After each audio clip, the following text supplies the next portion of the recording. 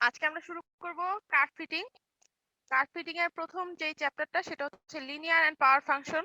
Linear function যেগুলো আমরা বুঝি যে y = mx বা y = mx + c অথবা ax + by = c, এই ধরনের রাশিগুলা হচ্ছে কি সাধারণত লিনিয়ার বা স্ট্রেট লাইন যেগুলাকে আমরা বলি সেগুলা। আর পাওয়ার ফাংশন হচ্ছে যে কোনো ইকুয়েশনের উপর যদি x এর কোনো দ্বিঘাত বা ত্রিঘাত থাকে বা y এর কোনো পাওয়ার থাকে সেইগুলাকে আমরা আসলে বুঝি পাওয়ার ফাংশন। তো এই জাতীয় ফাংশন বা এই জাতীয় ইকুয়েশন গুলার কার্ভ ফিটিং কিভাবে করতে হয়? কার্ভ ফিটিং বলতে যে এই ইকুয়েশনটাকে রিপ্রেজেন্ট করবে এরকম একটা কার্ভ তৈরি করা, তো সেটাকে বলা হচ্ছে কার্ভ ফিটিং। সেই কার্ভটা কখন আসলে বেস্ট ফিটেড হবে সেই জিনিসটা হচ্ছে কি আমরা এখানে দেখব। আমরা যদি এই ছবিটা একটু খেয়াল করি, এই ছবিতে আমরা দেখতে পাচ্ছি তিনটা গ্রাফ দেখানো আছে। প্রথম ছবিতে ছবিতে দেখানো আছে যে একটা এক্স বরাবর কিছু মান আছে 0 থেকে 5 পর্যন্ত, আবার y বরাবর কিছু মান আছে 0 থেকে 5 এরও বেশি আছে এখানে। আর এইদিকে এক্স বরাবর হরিজন্টাল বরাবর এক্স আর ভার্টিক্যাল বরাবর y আছে। সেম ভাবে বাকি গ্রাফগুলোতেও আছে। তো এখানে আমরা কিছু বিন্দু দেখতে পাচ্ছি যে আমরা এক্স এর কিছু বিন্দু গ্রাফ পেপারে বসালাম। এখন আমরা এই বিন্দুগুলোকে দুই ভাবে কানেক্ট করতে পারি। একটা হচ্ছে কি এই প্রত্যেকটা বিন্দুকে জাস্ট যোগ করতে পারি আমরা, সেটা হচ্ছে গিয়ে কিউবিক্যাল স্প্লাইন বা কিউবিক্যাল কার্ভ দিয়ে আমরা যোগ করতে পারি আপ এন্ড ডাউন করে করে। অথবা আমরা যে কাজটা করতে পারি, এই বিন্দুগুলোকে আমরা এমন ভাবে একটা জায়গাতে এমন ভাবে এই বিন্দুগুলোর জন্য আমরা একটা কার্ভ আঁকবো যাকে প্রত্যেকটা বিন্দুকে সমান দূরত্বে থাকে ওই কার্ভ থেকে, অথবা বিন্দুগুলোকে টাচ করে যায় এরকম বিন্দু এরকম লাইনটা হবে যে যার হচ্ছে গিয়ে দুই পাশেই সেম সংখ্যক হচ্ছে গিয়ে বিন্দু অবশিষ্ট থাকবে। এইগুলো হচ্ছে নর্মাল কেস, যে আমরা বিন্দু বসিয়ে এলাম, বিন্দু বসিয়ে আমরা হচ্ছে গিয়ে গ্রাফ তৈরি করে ফেললাম। এইটা হচ্ছে গিয়ে আমাদের বেস্ট ফিটেড কেস, যেখানে হচ্ছে গিয়ে আমরা যদি এখানে পয়েন্ট গুলা যোগ করতে চাই, আমরা খেয়াল করে দেখবো যোগগুলা হচ্ছে কি আমার স্ট্রেট লাইন আসবে না, সবগুলো একটা জিগজ্যাগ প্যাটার্ন আছে। তো আমি যদি স্ট্রেট লাইন বা লিনিয়ার ইকুয়েশনের মাধ্যমে এটা দেখাতে চাই তাহলে আমাকে কি করতে হবে? এখানে আমরা দেখতে পাচ্ছি যে 7টা বিন্দু আছে। আমাকে এমন ভাবে বিন্দুগুলাকে রেখে মাঝখানে স্ট্রেট লাইনটা টানতে হবে যাতে এই বিন্দুগুলা থেকে স্ট্রেট লাইনের দূরত্বগুলা প্রায় কাছাকাছি বা সমান হয়। এদিকে 3টা বিন্দু আছে, এদিকে 3টা বা 4টা বিন্দু আছে, এবং প্রত্যেকটা ডিসটেন্স মোটামুটি কিন্তু কাছাকাছি আছে। This is called best fitted line or best fitted curve. ঠিক আছে, আমরা যদি একটা এক্সাম্পল দেখি, find the equation of the best fit straight line of the following data and determine the correlation coefficient. একটা ইকুয়েশন তৈরি করো বেস্ট ফিট স্ট্রেট লাইনের জন্য, যেটার বিভিন্ন ডাটা নিচে দেয়া আছে, এবং কোরিলেশন কোএফিসিয়েন্টটা ডিটারমাইন করো। এক্স বরাবর এক্স এর জন্য কিছু ডাটা দেওয়া আছে 0, 5, 10, 15, 20, 25। ওয়াই এর জন্য কিছু ডাটা আছে -20, 80, 330, 730, 1280, 1980। আমরা প্রথম যে কাজটা করব, আমরা প্রথম হচ্ছে একটা গ্রাফ পেপারে এই বিন্দুগুলোকে বসাবো। তো 0 এর জন্য হচ্ছে আমরা বসাবো -20, 5 এর জন্য 80, 330 এর জন্য আমরা বসাবো হচ্ছে গিয়ে সরি 10 এর জন্য আমরা বসাবো হচ্ছে গিয়ে 330, 15 এর জন্য বসাবো 730, 20 এর জন্য বসাবো 1280, 25 এর জন্য বসাবো 1980। বসালাম বিন্দুগুলো। আমরা এখন এখানে দেখবো যে কোন বিন্দুগুলোকে আমার যদি টাচ করে যায় তাহলে আমার বেসিকের লাইন পাওয়া সম্ভব। আমরা যদি একটু খেয়াল করি ছবিতে দেখবো যে আমার টোটাল বিন্দু আছে হচ্ছে গিয়ে 6টা। আমরা যদি এই দুইটা বিন্দুকে টাচ করে একটা স্ট্রেট লাইন আঁকি তাহলে এইদিকে আমার দুইটা বিন্দু থাকছে, এইদিকে আমার দুইটা বিন্দু থাকছে। দ্যাট মিনস এটা মোটামুটি সিমেট্রিক্যাল প্যাটার্নেরই পাওয়া যাচ্ছে। ঠিক আছে, অথবা কেউ চাইলে এই বিন্দুটাকে কানেক্ট করেও এভাবে করেও আঁকতে পারবে, এই যে এই বরাবর চলে যেতে পারবে। ঠিক আছে, এটা বিভিন্ন ভাবে করা যায়। এটা আসলে ভিজুয়ালাইজ করে দেখে মনে হইতে হবে যে আসলে এটা সব দিকে মোটামুটি সমান বিন্দু সমান ডিস্টেন্সে মেনটেন করার যাচ্ছে। ঠিক আছে, তাহলে আমরা এটা যদি ড্র করে ফেলি তাহলে এটা হচ্ছে আমাদের বেসিক লাইন। এখন এই লাইনের জন্য আমরা একটা ইকুয়েশন ডেভেলপ করব। তাহলে আমাদের ইকুয়েশনটা হবে হচ্ছে গিয়ে y সমান ax plus a plus bx। কেন? ওই y সমান a mx প্লাস c এর সূত্রের মতো, যেহেতু এটা একটা স্লোপ মেনটেন করে আছে, তো এখানে একটা m পাওয়া যাবে বা ঢাল পাওয়া যাবে। আর এইখানে 0 থেকে এটা একটা ডিসটেন্স আসে না, তার মানে এইটুক হচ্ছে কি তার c। y অ্যাক্সিস কে সে 0 বিন্দুতে কাট না করে সে একটা নির্দিষ্ট বিন্দুতে কাট করেছে, তার মানে এই ডিসটেন্সটুকু হচ্ছে কি তার c। তাহলে আমার ইকুয়েশনটা অ্যাকচুয়ালি দাঁড়াচ্ছে y = mx প্লাস c। তো ওইটাকে আমরা একটু লিখতে পারি যে a b যদি কনস্ট্যান্ট হয় তাহলে y সমান a প্লাস bx। এখন এটাকে আমরা আমাদের কাজের জন্য একটু মডিফাই করে নিব, যেহেতু আমার y হচ্ছে গিয়ে অনেকগুলো আছে, 6টা আছে, x 6টা আছে। সো আমি এখানে y এর পরিবর্তে লিখবো সামেশন অফ y, x এর পরিবর্তে লিখবো সামেশন অফ x, আর a এর সাথে আমি লিখবো হচ্ছে n ইনটু a। n কেন? কারণ এখানে আমার অনেকগুলা ডাটা আছে। আচ্ছা, এখন আমি যদি দুইটা সমীকরণ আবার x দিয়ে গুণ করি তাহলে কি লেখা যাবে দেখো।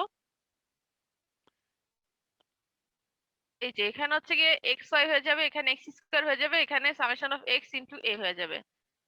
ঠিক আছে, এই ইকুয়েশন গুলো আমাদের একটু মাথায় রাখতে হবে যে আমরা কি করছি এখানে। এবার আমরা কি করব, আমরা এখন হচ্ছে গিয়ে বেস ফিটের লাইনের কোএফিসিয়েন্ট গুলো বের করব। তো আমরা x এর যে মানগুলো আছে সেটা আমরা ভার্টিক্যাল বরাবর লিখে নিব, y এর মানগুলো আমরা ভার্টিক্যাল বরাবর লিখে নিব। এখন এই ইকুয়েশনে আমার কি কি মান আছে দেখো। সামেশন অফ x, আমি যদি সবগুলো x যোগ করি সামেশন অফ x পাবো। সামেশন অফ y, সবগুলো y যদি যোগ করি সামেশন অফ y পাবো। Summation of x square, summation of x square কি আমার আছে? নাই। আবার সামেশন অফ xy, xy কি আমার আছে? নাই। তাহলে আমি x স্কয়ার আর xy বের করব। তাহলে আমি পরের লাইনে লিখবো x স্কয়ার, এরপর আমি সবগুলো x কে স্কয়ার করব, 0 square, 5 square, 10 square, 15 square, 20 square, 25 square, এই তো। আবার এখানে হচ্ছে গিয়ে 75 স্কয়ার, অথবা এই সবগুলা যোগ করার পরে এই 1375 পাওয়া যাবে আমার। সামেশন অফ x স্কয়ার মানে কি এই সবগুলা x স্কয়ার সামেশন। এরপর আমরা বের করব হচ্ছে xy, xy কি হবে আমার 0 into -20, 5 into 80, 10 into 330, 15 into 730, 20 into 1280, 25 into 1980। গুণ করলে আমার যে মানগুলো আসলে এবার আমি এখান থেকে শুরু করে এই পর্যন্ত সবগুলো মান যোগ করে দিব, তাহলে সামেশন অফ xy আমার বের হয়ে যাবে। এবার আমরা যে কাজটা করব, আমরা যেহেতু সবগুলো মান বের করে ফেলেছি, এখন আমরা এই দুটো ইকুয়েশনের মধ্যে মানগুলো বসিয়ে দিব। তাহলে now substitute this value in the simultaneous equation. তাহলে প্রথম ইকুয়েশনটা কি ছিল? n a। n মানে হচ্ছে আমার নাম্বার অফ স্যাম্পল, কয়টা আছে? 1 2 3 4 5 6। কয়টা? 6টা আছে, তার মানে 6 into a plus summation of x, summation of x আমার কত আছে? 75। 75 into b equal summation of y, summation of y আমার কত আসছে? 4380 পেলাম। নেক্সট হচ্ছে কি summation of x into a, তাহলে সামেশন অফ x হচ্ছে আমার 75 into a plus x square কত? সামেশন অফ x স্কয়ার হচ্ছে 1375 into b equal summation of xy, summation of xy কত? 750 বসিয়ে দিলাম। এখন এটা একটা ইকুয়েশন পেলাম, এটা একটা ইকুয়েশন পেলাম, দুইটা ইকুয়েশনের আমার দুইটা আননোন আছে, একটা হচ্ছে a, একটা হচ্ছে কি b। আমরা জানি দুইটা ইকুয়েশন সলভ করলে খুব সহজেই দুইটা আননোনের মান বের করা যায়। তাহলে আমরা এই দুইটা ইকুয়েশনকে সলভ করে কি বের করলাম? ক্যালকুলেটর আমরা সলভ করে আমরা এর মান পেলাম হচ্ছে -270, বি এর মান পেলাম হচ্ছে 80। এখন আমরা এই মান দুইটা কি করব? এই সমীকরণটাতে বসিয়ে দিব। বসালে কি হবে? y সমান -270 প্লাস 80x। দ্যাট মিন্স আমাদের বেস ফিটেড লাইনের যে ইকুয়েশনটা সেটা হচ্ছে কি y সমান -270 প্লাস 80x। এখন এই ইকুয়েশনটা তৈরি করে ফেলার মানে হচ্ছে গিয়ে যে আমি যে কোনো x এর জন্য y এর ভ্যালু এখান থেকে পাবো। আমি যদি বলি y এর মান 100, সরি x এর মান হচ্ছে 100, তাহলে y এর মান কত হবে? 80 ইনটু 100 মাইনাস হচ্ছে 270। যদি বললাম x এর মান হচ্ছে গিয়ে 75, তাহলে y এর মান কত হবে? 80 ইনটু 75 মাইনাস 270। ঠিক আছে, মানে যত সংখ্যক x আছে আমার এই যে এই স্ট্রেট লাইনের জন্য, এই স্ট্রেট লাইন যত দূর পর্যন্ত যাবে ততগুলার জন্য আমি এই ইকুয়েশন দিয়ে কি করতে পারবো? মান বের করে ফেলতে পারবো। আচ্ছা, নেক্সট আমাদের একটা টার্ম বের করতে বলছে কোরিলেশন কোএফিসিয়েন্ট। কোরিলেশন কোএফিসিয়েন্টের জন্য আমাদের একটা ফর্মুলা আছে, সেটা হচ্ছে r সমান, এটা একটু মনে রাখতে হবে, n into summation of xy minus summation of x into summation of y divided by root over n into summation of x square minus summation of x তার whole square into root over n into summation of y square minus summation of y তার whole square। ঠিক আছে, এখন আমাদের যেহেতু প্রত্যেকটা এলিমেন্টের মান আগে থেকে বের করে আছে, তাহলে আমরা জাস্ট কি করব, সবগুলা মান এই ইকুয়েশনে বসিয়ে দিব। তাহলে n এর মান হচ্ছে 6, সামেশন অফ x হচ্ছে 89750 মাইনাস সামেশন অফ x হচ্ছে 75, সামেশন অফ y হচ্ছে 4380, তারপর রুট ওভার n হচ্ছে 6, সামেশন অফ x স্কয়ার হচ্ছে কত 1375 minus summation of x, summation of x কত ছিল 75 তার whole square into root over n হচ্ছে 6, সামেশন অফ y স্কয়ার কত হচ্ছে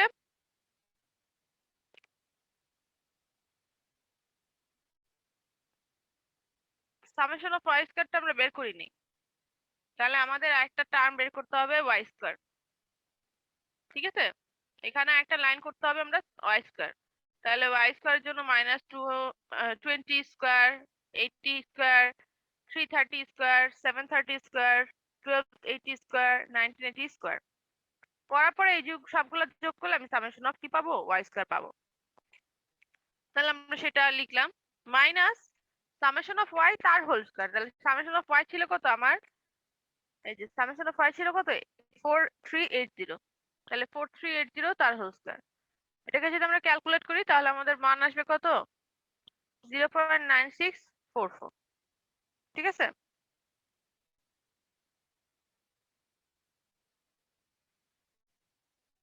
পারা যাবে।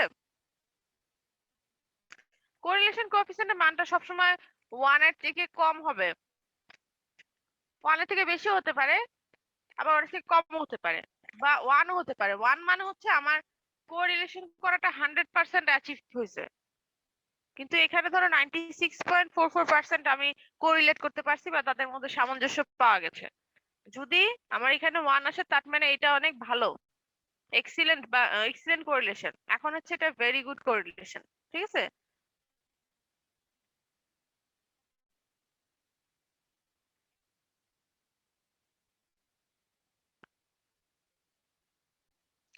আমরা এখন एग्जांपल 2 টা দেখব, সবাই একটু খেয়াল করো। एग्जांपल 2 এর কোশ্চেনটা কি বলা হয়েছে, the following data represent height x in meter and discharge y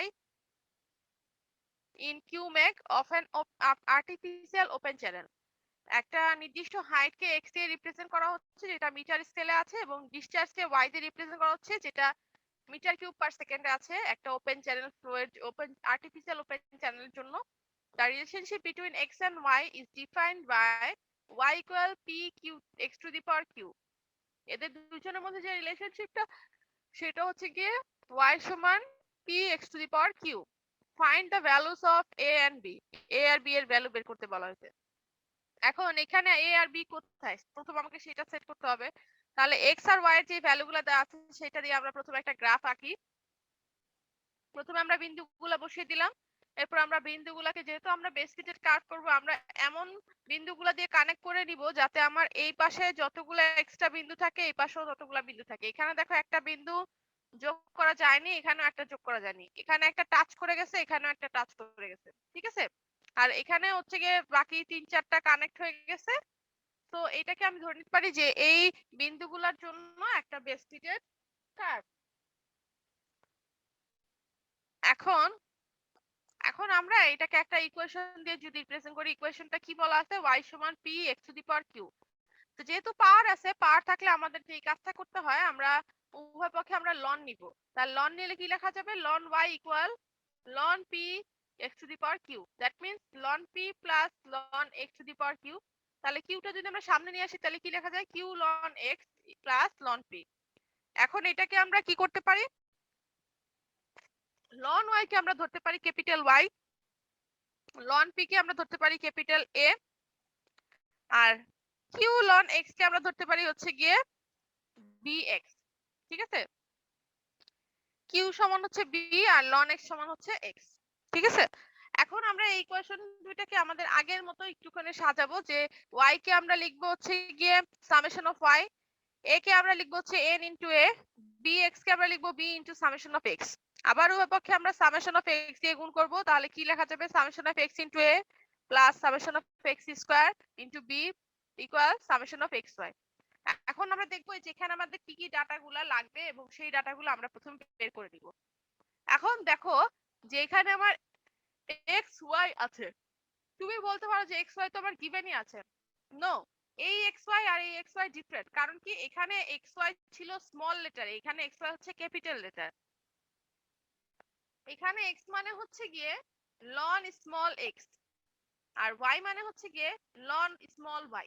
তাহলে আমাদের xy এর যে মানগুলো দেয়া আছে আমরা সেই মানগুলো প্রথমে তুলবো, তারপর আমরা লিখব x equal ln x, y equal ln y।